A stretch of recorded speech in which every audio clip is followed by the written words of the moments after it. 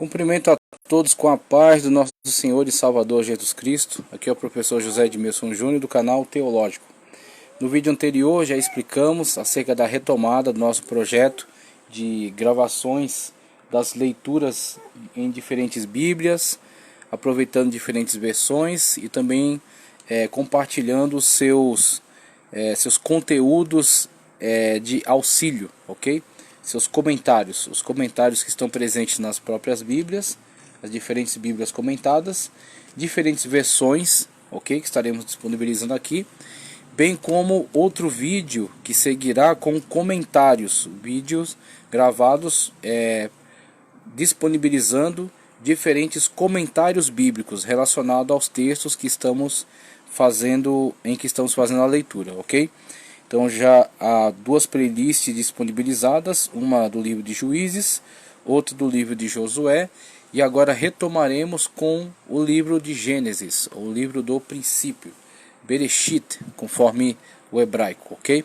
Então estaremos fazendo a leitura do livro de Gênesis na Bíblia Palavra-Chave. Bíblia Palavra-Chave, ok?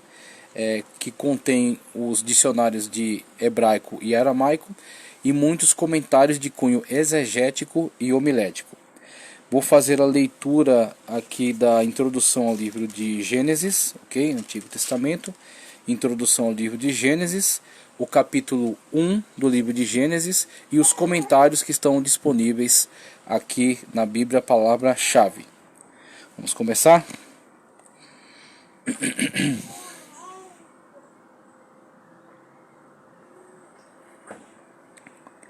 O nome Gênesis origina-se de uma palavra grega que significa princípio. Este termo era o título do livro na Septuaginta, na tradução que foi feita do hebraico para o grego, ok? A Septuaginta, o LXX, a versão dos 70. A antiga tradução do Antigo Testamento para o grego. O nome hebraico para Gênesis é Bereshit, no princípio. Os hebreus frequentemente identificavam os livros do Antigo Testamento pelo primeiro vocábulo do texto. Desta maneira, quando o pergaminho fosse aberto, eles eram capazes de saber imediatamente qual livro ele continha. Além do livro de Gênesis, não há outros escritos bíblicos que nos informem sobre os eventos anteriores à época de Moisés. A primeira parte do livro de Gênesis descreve os eventos principais na história antiga do homem. O restante registra a história dos patriarcas. O livro de Gênesis foi escrito em uma era pré-científica e não pretendia ser um documento científico. Consequentemente, somente a inspiração divina pôde explicar a perfeita exatidão da sua informação técnica. No livro de Gênesis fica claro que todas as coisas foram designadas e criadas por Deus e continham o operar, designadas e criadas por Deus, ok? E continuam a operar nos limites do propósito divino. Embora a raça humana tenha se afastado do plano original de Deus, o Senhor afetuosamente providenciou um plano para que os homens se reconciliem com Ele.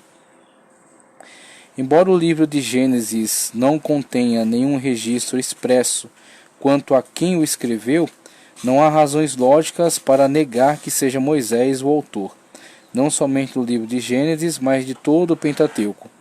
A unidade do Pentateuco é atestada em várias partes do Antigo Testamento, bem como em parte do Novo Testamento. Mesmo a sentença inicial do livro de Êxodo, estes, pois são os nomes, fornece clara evidência de tal unidade. O prefixo hebraico, que é traduzido como pois, é a forma comum de conjunção hebraica, muito frequentemente traduzida como e ou mas, e indica que havia outro livro anterior ao livro de Êxodo. Jesus se refere a Moisés como autor das Escrituras em Lucas 16:31 24 e 44, João 5, 46 e 47, bem como em João 7, 23.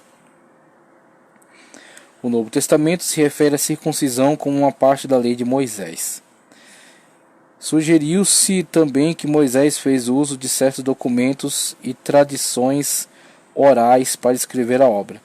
Certos termos foram citados como prova de autoria prévia para determinadas partes. Por exemplo, considera-se que a palavra... Deixa eu aproximar aqui. Toledote. A palavra Toledote ou gerações seja usada para identificar o autor de certas porções, conforme Gênesis 6, 9 e 11, 27. O exame de outros textos ou familiaridade com eles não é sem precedentes entre os autores bíblicos, nem isto é contrário à inspiração bíblica, conforme Lucas 1, 1 ao 4. Contudo, devemos nos lembrar, aqui é de Lucas, aquela menção a que o autor faz das suas pesquisas, ok? Lucas foi de fato um pesquisador, e ele deixa muito claro isso em sua obra, que ele faz esta análise, esse exame junto a outros apóstolos, né, que são referência para as narrativas, são testemunhas oculares, e nada disso inviabiliza a plena inspiração divina, pois é o Espírito Santo de Deus mesmo que conduziu toda a pesquisa e toda a produção da obra, ok? Do Evangelho e também Atos dos Apóstolos, bem como aqui os textos mosaicos, né, de autoria mosaica. Contudo, devemos nos lembrar de que a escrita do livro de Gênesis foi feita por Moisés sob inspiração do Espírito Santo. O livro de Gênesis é uma introdução apropriada para toda a Bíblia. E também podemos afirmar, Gênesis é o espelho de Apocalipse, ou Apocalipse é o espelho de Gênesis. Aqui temos a criação, lá temos a recriação. Aqui temos a queda, lá temos a restauração plena e total, com Deus tabernaculando com o homem. Aqui temos a saída do Jardim do Éden, lá temos a entrada nas mansões celestiais, na Nova Jerusalém celestial.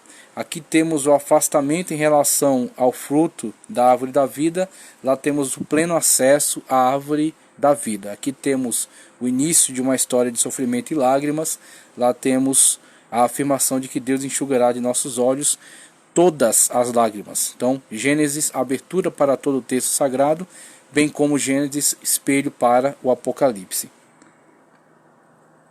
Ele apresenta respostas para as perguntas universais sobre a origem de todas as coisas vivas, todas as coisas vivas, vírgula, o universo, vírgula, o pecado e o mal. E o mal no mundo, perdão. Mas na metade da história humana, mais da metade da história humana é coberta em seus 50 capítulos. Contudo, o livro de Gênesis não deve ser considerado um livro introdutório ao Pentateuco, mas na verdade é a sua fundação, a fundamentação de todo o Antigo Testamento, ou melhor, de todas as Escrituras. Sem o livro de Gênesis, o que se conheceria sobre a criação do universo, o pecado, o homem, o juízo de Deus sobre o homem, ou a promessa de redenção? Aqui a grande promessa sob a qual viveram todos que posteriormente vieram a ser salvos na pessoa bendita de Cristo. Da semente da mulher virá um que esmagará a cabeça de Satanás, né? Este esmagará a cabeça e tu lhe ferirás o calcanhar, como está no texto.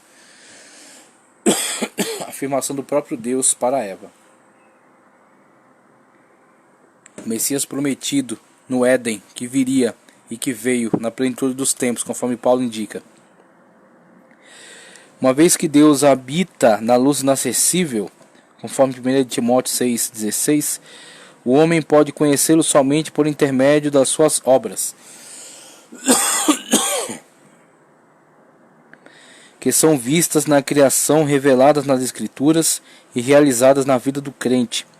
E quão deficiente seria o nosso conhecimento sobre Deus sem este livro? Tanto o seu eterno poder como a sua divindade não estão exibidos na sua criação, conforme Salmos 19:1, citado por Paulo em Romanos 1 e 20.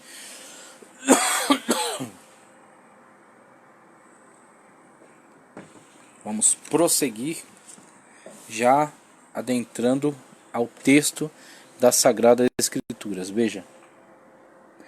Todavia, a criação em tudo que retrata a respeito do Criador divino não é suficiente na sua instrução para dotar o homem do conhecimento necessário para alcançar a salvação. Neste ponto, no entanto, o livro de Gênesis lança a fundação de todas as Escrituras, uma vez que o livro não se limita ao relato da criação, mas na verdade enfatiza o fato de que o mundo foi criado por Deus, de que o homem foi criado em justiça e verdadeira santidade, que o homem caiu de sua própria que o homem caiu, por sua própria desobediência e por isso foi amaldiçoado por Deus. Além disto, a primeira promessa de um redentor por cujo intermédio a maldição da morte seria removida é encontrado neste livro, Gênesis 3, 15 e 16. A segunda parte do livro de Gênesis é o primeiro capítulo da história da redenção. Narra a história dos patriarcas, ocasião em que Deus escolheu a semente de Abraão para ser a linhagem do Messias e os herdeiros da promessa. Cita vários textos de Gênesis e adentramos então ao próprio texto das Sagradas Escrituras, tá certo? Com este subtítulo que está aqui acima. E vamos fazer então a leitura. A versão em que estamos lendo é Almeida Revista e Corrigida. Posteriormente, ao final da leitura do capítulo, farei a leitura do comentário que está aqui inserido logo abaixo, ok? Então, livro de Gênesis capítulo 1, versículo 1 nos diz. Subtítulo: A criação do céu e da terra e de tudo o que neles se contém. No princípio criou Deus os céus e a terra. E a terra era sem forma e vazia. E havia trevas sobre a face do abismo. E o Espírito, com E maiúsculo, Espírito de Deus, se movia sobre a face das águas. E disse Deus: haja luz, e houve luz. E viu Deus que era boa a luz. E fez Deus, vamos lá? E fez Deus separação entre a luz e as trevas. Deus chamou a luz dia, e as trevas chamou noite. E foi a tarde e a manhã, o dia primeiro. Versículo 6. E disse Deus: haja uma expansão no meio das águas, e haja separação entre águas e águas. E fez Deus a expansão, e fez separação entre as águas que estavam debaixo da expansão, e as águas que estavam sobre a expansão. E assim foi. E chamou Deus a expansão céus, e foi a tarde e a manhã, o dia segundo. E disse Deus: ajuntem-se as águas debaixo dos céus num lugar, e apareça a porção seca, e assim foi. Versículo 10. E chamou Deus a porção seca, a terra, e os ajuntamentos das águas chamou mares, e viu Deus que era bom. Versículo 11. E disse Deus: produza a terra erva verde, erva que dê semente, árvore frutífera que dê fruto segundo a sua espécie, cuja semente esteja nela, sobre a terra, e assim foi. 12. E a terra produziu erva dando semente conforme a sua espécie, árvore frutífera cuja semente está nela, conforme a sua espécie, e viu Deus que era bom. Versículo 13.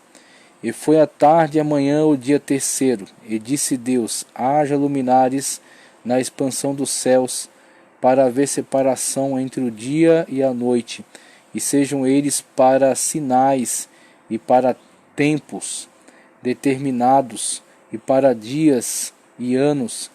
15. E seja para luminares na extensão dos céus, para alumiar a terra, e assim foi.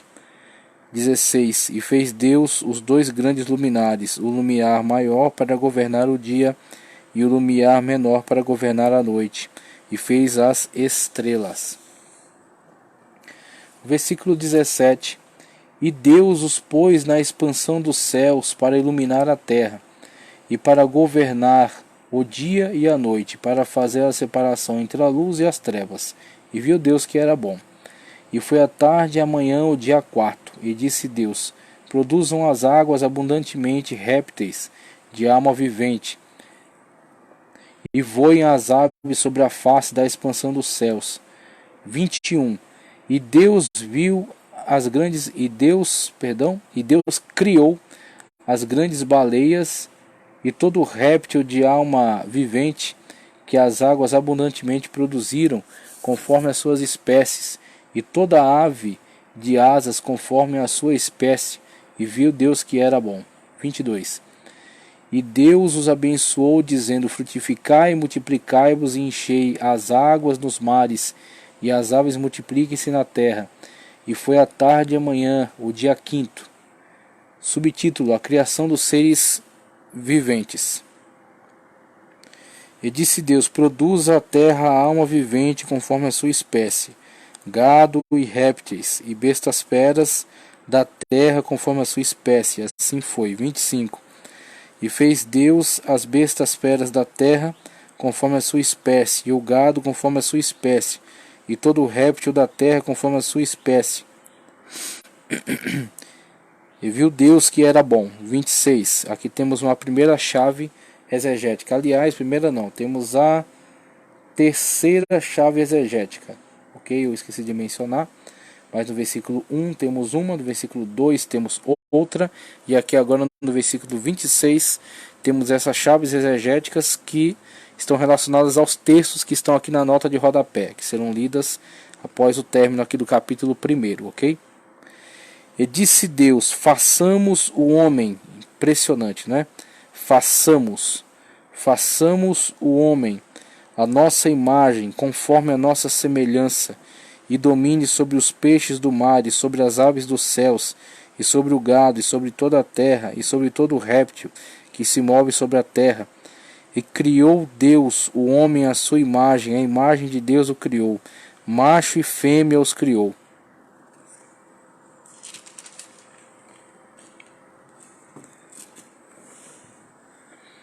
Versículo 28 do capítulo 1 de Gênesis. E Deus os abençoou, e Deus lhes disse: frutificai e multiplicai-vos, e enchei a terra, sujeitai-a, dominai sobre os peixes do mar, sobre as aves do céu, sobre todo o animal que se move sobre a terra. 29. E disse Deus: eis que vos tenho dado toda a erva que dá semente, e que está sobre a face de toda a terra, toda árvore em que há fruto, de árvore que dá semente, ser-vos-á para mantimento.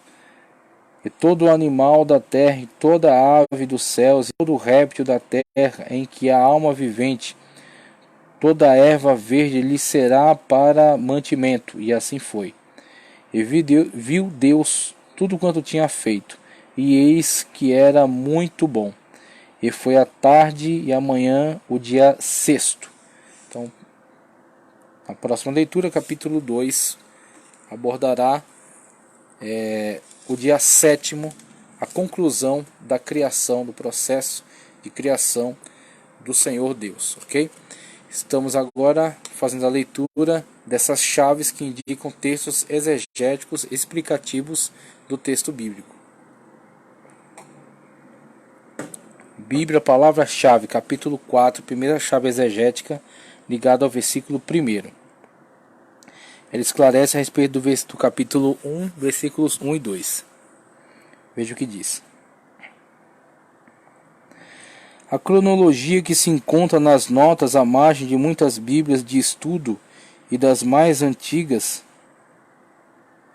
não faz parte originalmente da Bíblia. O arcebispo Ussher chegou à data de 4004 a.C., a partir do cálculo dos anos que atravessam as genealogias patriarcais, Gênesis 5:11.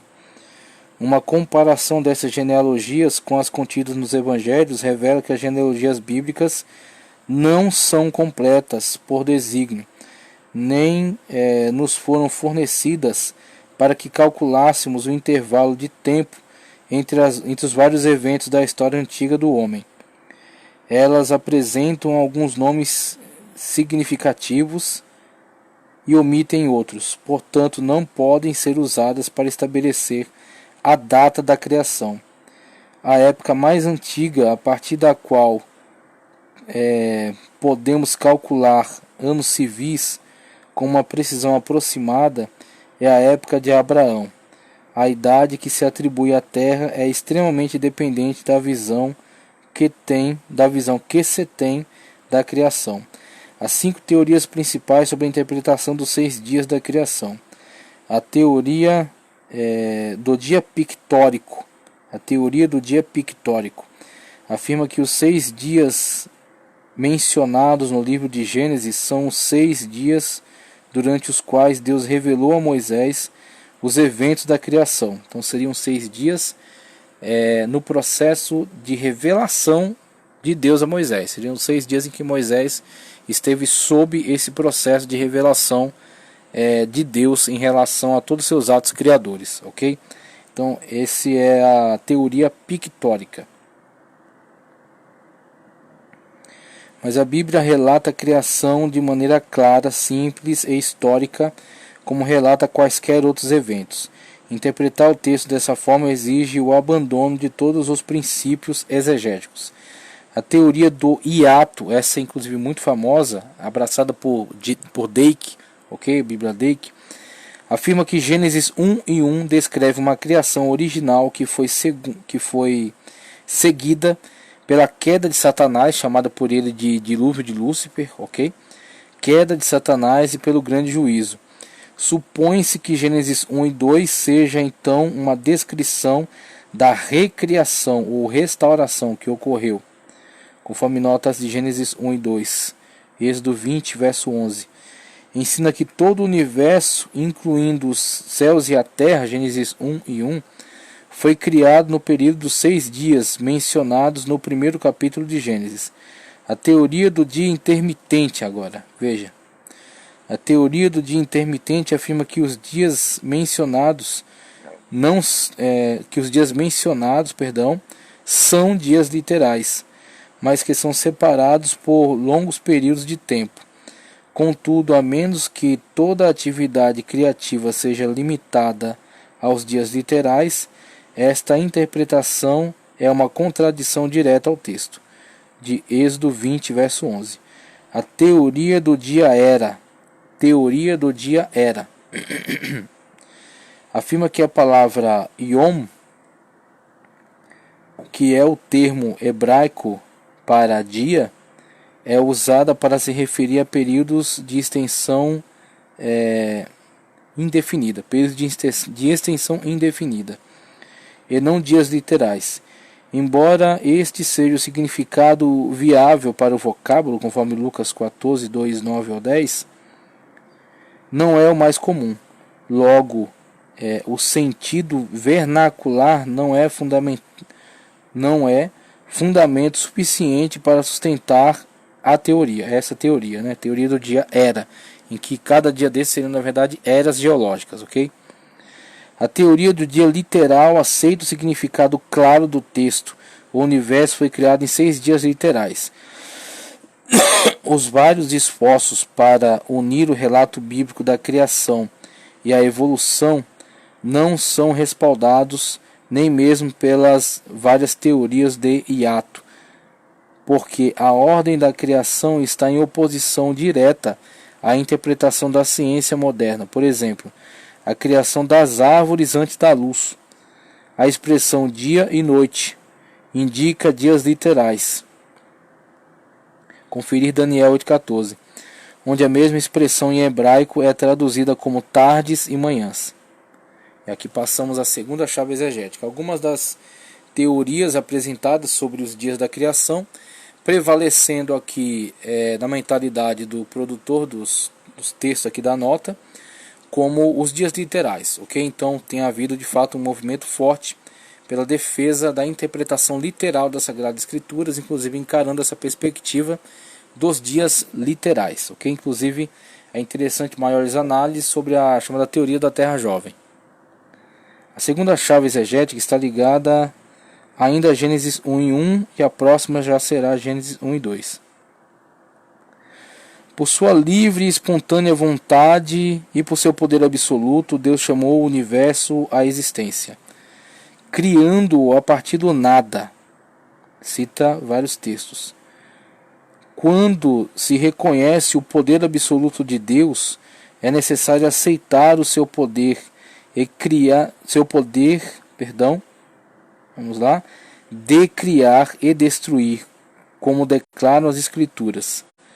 Há muitos conceitos como este na Bíblia, os quais a mente finita não consegue compreender completamente. O crente deve aceitar essas coisas pela fé, conforme cita Hebreus 11, 3. Ora, a fé é o fundamento das coisas que se esperam e a prova daquilo que não se vê. Agora, a próxima chave exegética ligada a Gênesis 1 e 2. A Bíblia de Scofield afirma que a condição da terra, nos versículos 2, é resultado de juízo, razão pela qual interpreta o verbo raiar como tornou-se. Interpreta o verbo raiar como tornou-se. Contudo, a estrutura hebraica do versículo 2, continuando,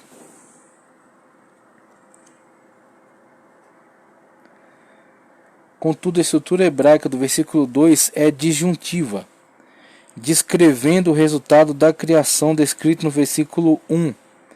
A expressão sem forma e vazia é frequentemente mal interpretada em função das possibilidades de sua tradução. Essas palavras são encontradas apenas em poucas passagens. Isaías 34:11, 45:18, Jeremias 4:23. E não descrevem o caos, mas o vazio. Uma tradução melhor seria sem forma e desocupada, conforme nota de Gênesis 1 e 2 ao 4. Ok? Cito um comentário de Rashi, que fala também acerca disso, um importante estudioso hebreu, que fala acerca desses termos referindo-se a ainda não formado, ainda não modelado, ok? Caos não no sentido de resultado de destruição, mas caos no sentido de ainda não formado. Próxima chave exegética ligado a 1, 26 e 27. Deus é uma entidade singular, cita vários textos, ou plural, Gênesis 3:22, cita vários textos também. A palavra hebraica para Deus, Elohim, ok? Um substantivo plural. Em Gênesis 1 e 1, o termo é usado concordando gramaticalmente com o verbo no singular, bará. Bedeshit, bará. Criou. Quando são usados proponentes no plural, façamos o homem à nossa imagem conforme a nossa semelhança. Isso indica a pluralidade de pessoas. Pluralidade de pessoas, um plural de número. Ou um conceito de excelência ou majestade que pode ser indicado desta maneira em hebraico? A dúvida. Deus poderia estar falando com os anjos, a terra ou a natureza, referindo-se a si mesmo em relação a algum deles? Ou esta é uma indicação germinal de uma distinção de pessoas na divindade? Não se sabe ao certo, até a vinda. Continuando.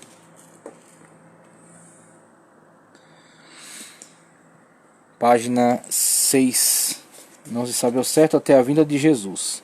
A unidade essencial interna da divindade não era compreendida em grande parte, ainda que fosse indicada em outras passagens, conforme Isaías 48:16.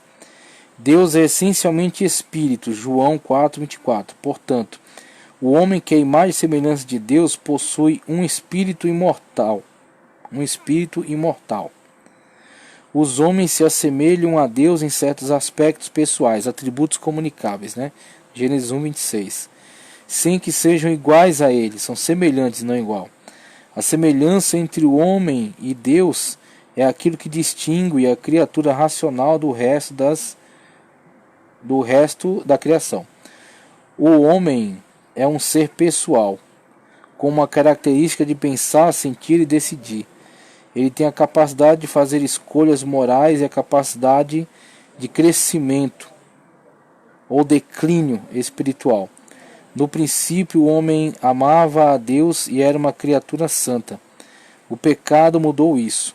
O seu espírito ficou tão alterado pelo pecado que ele se escondeu de Deus e agora deseja mais o mal do que a justiça. João 3:19 e 20. Depois da época de Adão, somente aqueles que viviam com retidão diante de Deus eram considerados seus descendentes, conforme Marcos 3:7 ao 10, 13:38, João 12:36, Atos 13:10, Colossenses 3:6 também. O homem não mais se encontra no estado perfeito de inocência em que estava na época de sua criação. Portanto, ele não tem os mesmos atributos e qualidades espirituais semelhantes aos de Deus, que tiverem em seu estado original. Jesus, o segundo Adão, 1 Coríntios 15:45, veio para desfazer as obras de Satanás, 1 João 3:8, e para restaurar a semelhança espiritual do homem com Deus. Cita 2 Coríntios 3:18, Efésios 4:24, Colossenses 3:10, ok? Encerramos então aqui leitura da introdução, capítulo 1 e notas esclarecedoras aqui na Bíblia de Estudo Palavra-Chave. Peço para que você curta o vídeo, compartilhe, inscreva-se no canal e esteja atento para os próximos vídeos que serão agora com comentários auxiliares ao estudo da leitura que fizemos. Que Deus continue abençoando poderosamente a sua vida, em nome do